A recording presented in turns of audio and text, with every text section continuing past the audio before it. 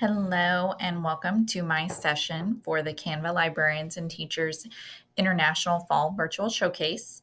My name is Melissa Corey, and I'm presenting on Find Your Way, Create Amazing Mazes in Canva. So, what I want to cover today is the method I've used to create maze activities using different tools, one of which is called Maze Generator, as well as Canva, in order to customize and share those mazes in a couple of different formats.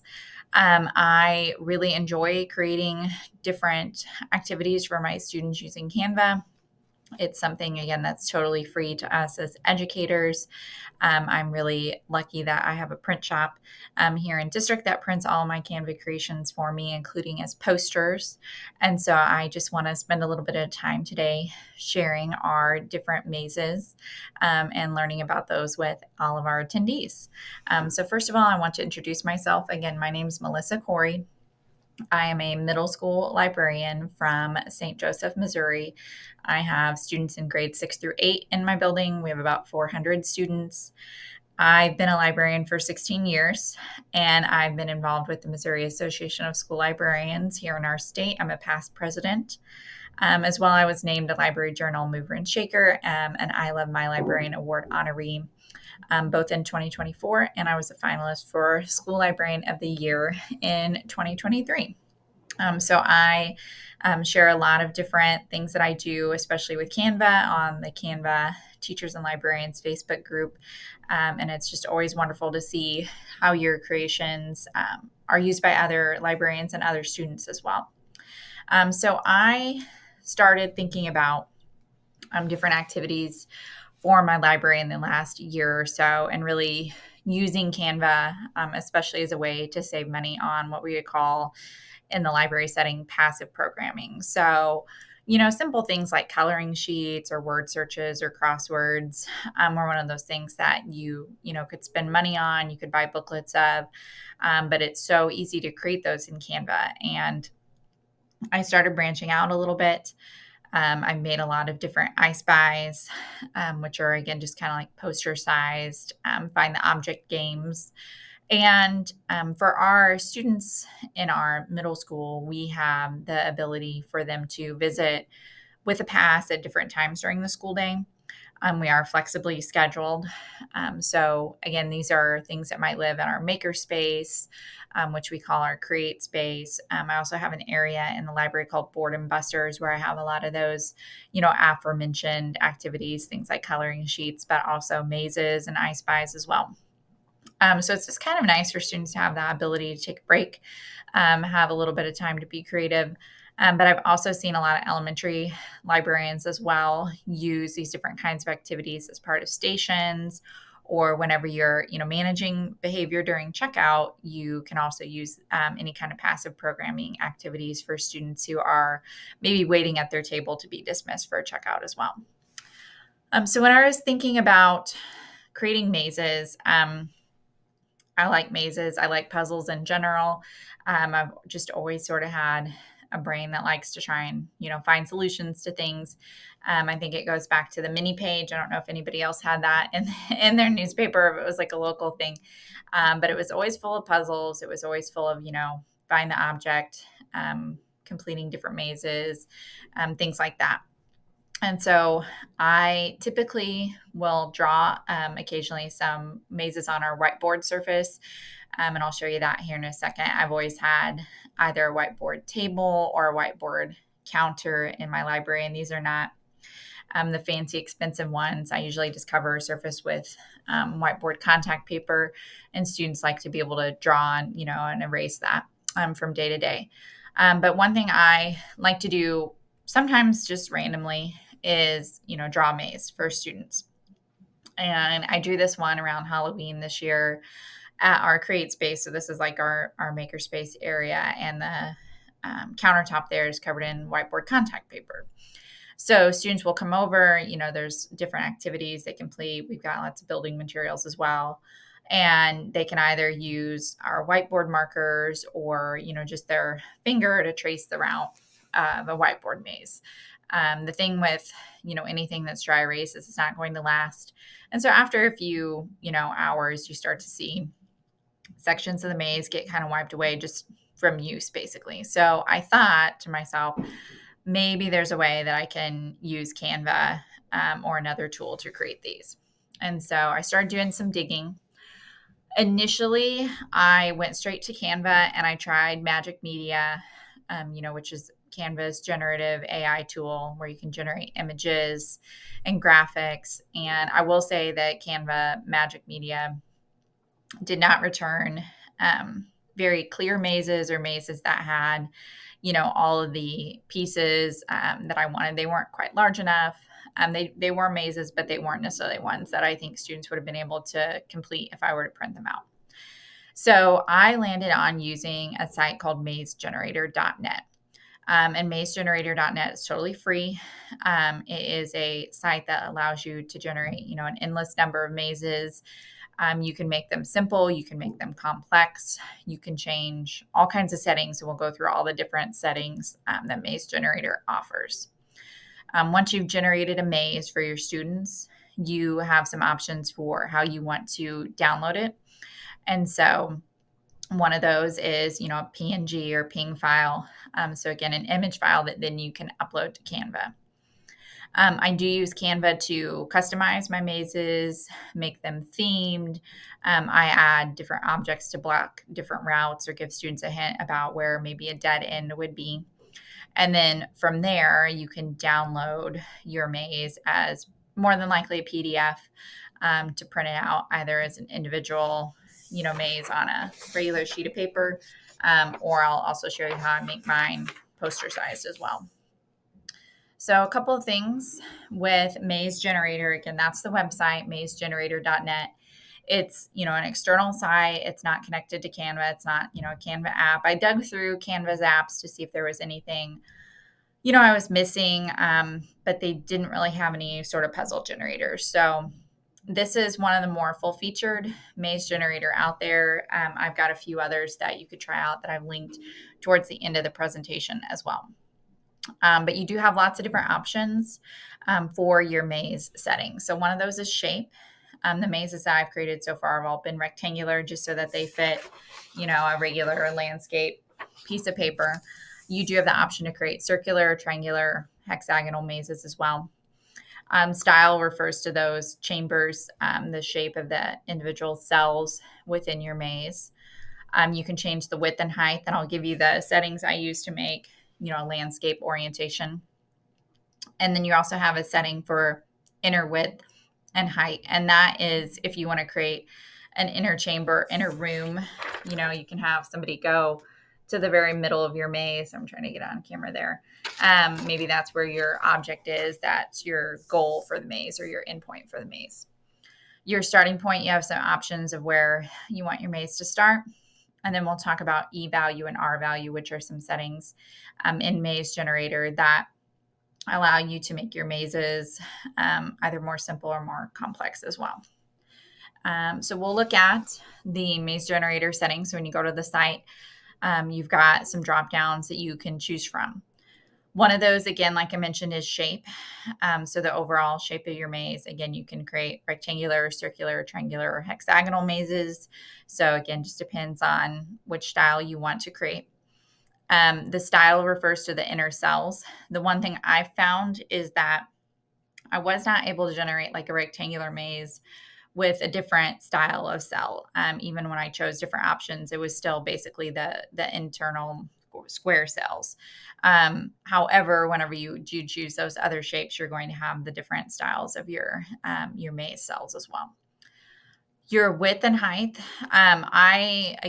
mine were just basically landscape. So I found that 50 by 30 worked really well for the landscape orientation. Again, you could flip flop that if you want it to be portrait, some more up and down.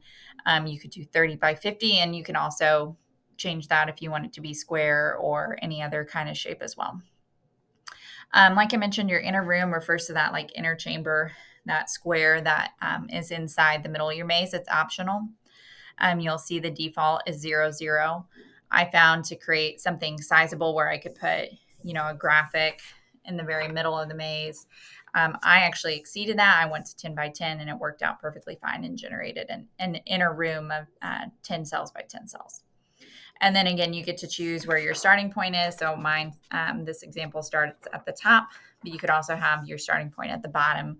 Or again, if you have that inner room, they could start in the very middle to try and escape. Okay. Okay, so we'll discuss the two settings that you'll see at the bottom under advanced. These are your E value and your R value. And I had to go into the help information from Maze Generator the first time I used it because I was kind of tinkering with these and wasn't quite sure what either of them meant. So there are two different settings for Maze Generator. And one is the elitism tendency, which is your E value, and one is your river tendency, which is your R value. So they're just general maze terms that I wasn't aware of before I started using Maze Generator. What is interesting is you can change both of these. They're not dependent on one another, so they're completely independent. But your elitism value, how elite your maze is, refers to basically how difficult it is going to be to solve. So again, these values you can range from 0 to 100. Your lower value is basically going to create what's called a non-elitist maze. So if you set that value to 0, it's going to have a solution that goes through a larger portion of the maze. If you set it to 100, it's going to be an elitist maze, which has a shorter solution. Okay. And I've got some examples of that. For me, really just tinker around with those values and you can kind of see the difference. In my brain, it was kind of reversed. I would assume that the values would have been flip-flopped. But again, once you start using Maze Generator, you can kind of see the difference in what your various E values will result in as far as your shorter versus longer solutions. Your river value refers to your dead ends in the maze. So basically, a route in a maze could basically be referred to as a river. The higher river factor, so if it's up to 100, you're going to have fewer dead ends, but they're going to be longer. So like a longer river that you're going to follow. Your lower river value, if you set it to 0 and you have a low river factor, you're going to have a lot of short dead ends, but you're going to have a lot of them. And so again, these two different values can range from 0 to 100. You can change them to whatever you would prefer. Again, depending on your grade level that you're working with, if you're working with younger students, you may want, sorry, I got it backwards again. You would want a elitist maze with your shorter solution so that they would have a shorter path to follow. So we'll take a look at some examples of these. Again, when you're using Maze Generator, they will generate, again, just one correct solution.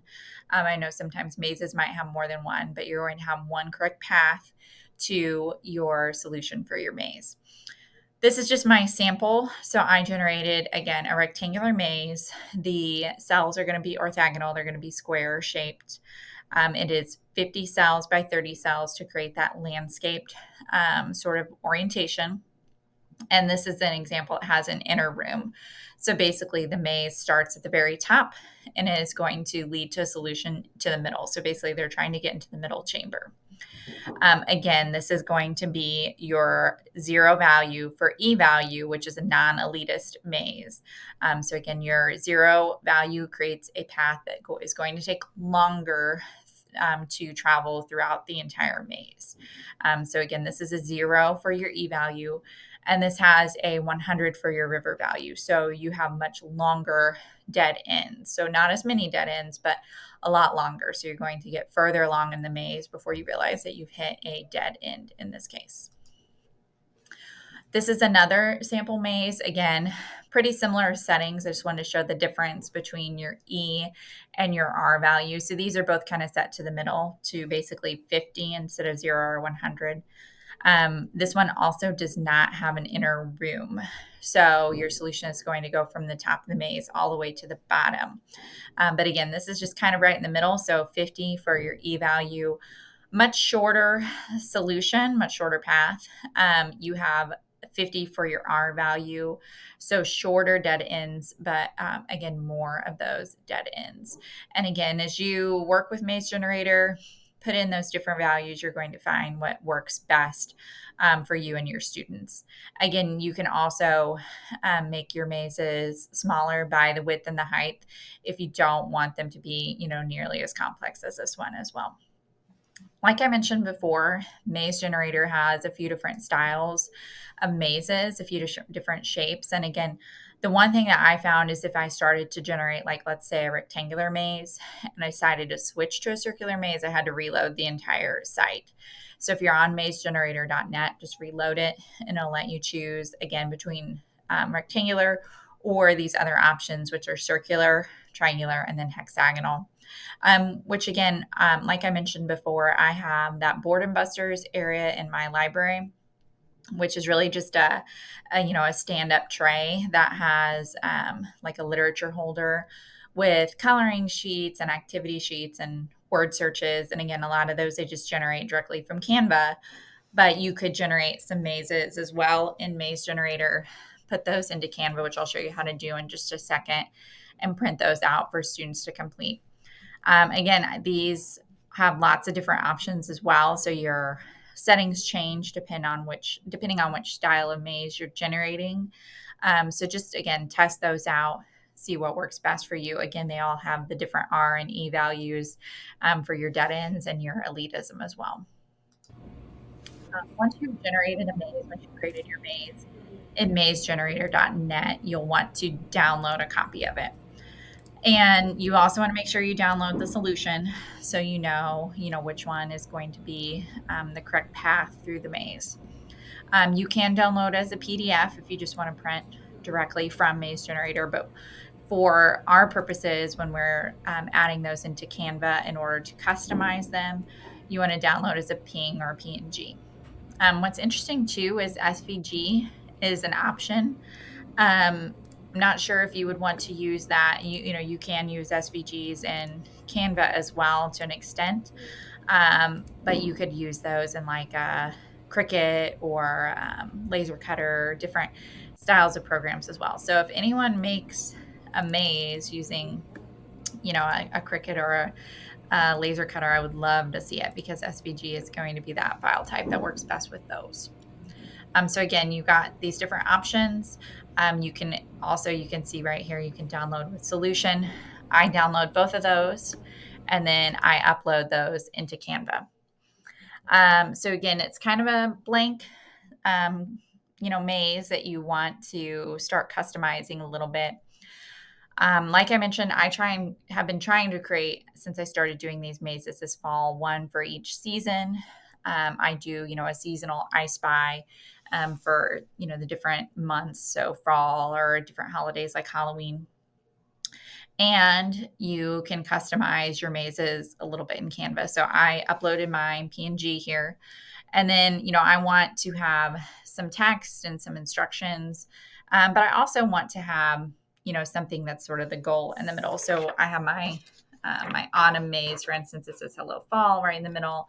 And then I also put little objects in here to show maybe that students might be headed towards the dead end.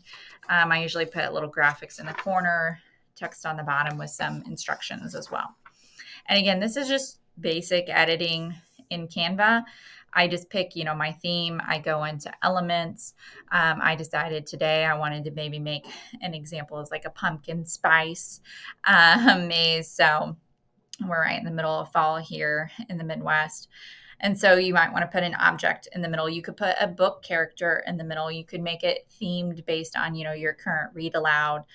So again, you can make it seasonal. You can make it holiday themed, but you can also create something that might be dependent on what you're doing in your library at the time. Another great thing is that if you want students to generate their own mazes, like you've got some lessons that you want to integrate some technology into, you don't have to necessarily, use Canva. If you have students that are on Canva and you want them to, do some customization, you can. But you could show them mazegenerator.net and you can have them generate some mazes for one another as well.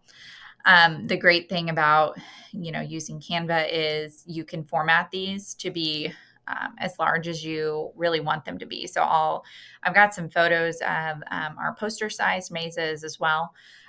My canvas, my size that I usually put these on when I'm editing them in Canva is about 36 inches by 24 inches. We are very lucky to have a print shop in our district, which is free for us to use. So, kind of my workflow is to create those mazes in Maze Generator, download it usually as a PNG, upload it to Canva, edit it. So, like I was just showing in that video, add your different elements, your different graphics, and then print it out. So basically, download it as a PDF for printing purposes. Again, it is very dependent on how you want to use these in your library. But the thing I love the most about sharing ideas and templates with librarians is someone's always going to come up with a new way to use it that I didn't even think of. So, like I mentioned, I typically have these in two different ways. I have a picture of an I Spy here from another librarian that was using those, but same kind of idea. I print off regular 8.5 by 11 pieces of paper. I print off my mazes, and I usually print 20 to 25 copies at a time. We do have color printing in my building. If you don't have color printing, you could print onto black and white onto regular paper or onto some colorful paper as well. But you could give students highlighters. They can finish the maze and work on it as a regular activity. I use those again as just pick up and go style passive programming. They are at our create space or maker space. Somebody mentioned recently laminating the regular sizes of these, and then that way you just wipe them off if you're wanting to use them like for stations or for something that you're using at tables when you're having book checkout for maybe elementary grades. So you can have your mazes out, have students do them, then wipe them off cleanly for the next class. I do use our print shop to print these poster size, which is fabulous. I love that our print shop does color, and they also will print, again, poster size prints for us and laminate them, which is amazing. We also can have notepads made and all kinds of other things, triplicate forms. It's a great benefit to my school district. If you do not have access to a poster printer, you have a couple different options, and I forgot to link it here, but if you have not used blockposters.com before our print shop had the ability to print as a poster, I use block posters all the time. So it will basically rasterize your image across multiple pages, and then you just tape all of those together. So it's going to take your poster and section it out, so that way you can tape it back together. I have my posters laminated. I put it on a window because I don't have a whole lot of empty wall space in my library, but it's over at our create space area. And so students have dry erase markers. The wipes are right below it. So they just wipe it off before they leave for the next person. So again, lots of different ways to use it, either independently or as an activity that's reusable. More ideas that a few different people shared with me when I started putting out these mazes. So I put out, a Halloween maze in October, and somebody shared, I don't have smart boards, so I would have never thought of this in a million years, but they project it up on their smart board. And so students can use, the pins that go with your smart board or just a finger, and they can trace their route. And I like to see this one, especially this is from Garrett Middle School, and they have a couple different colors that they were using to track different individuals, different students that were trying to figure out the maze.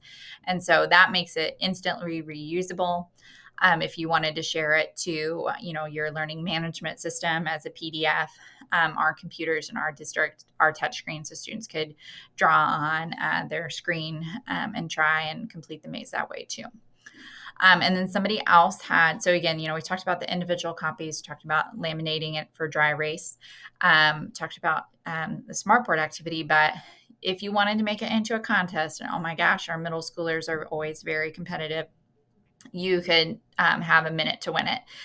So I loved this idea from this librarian.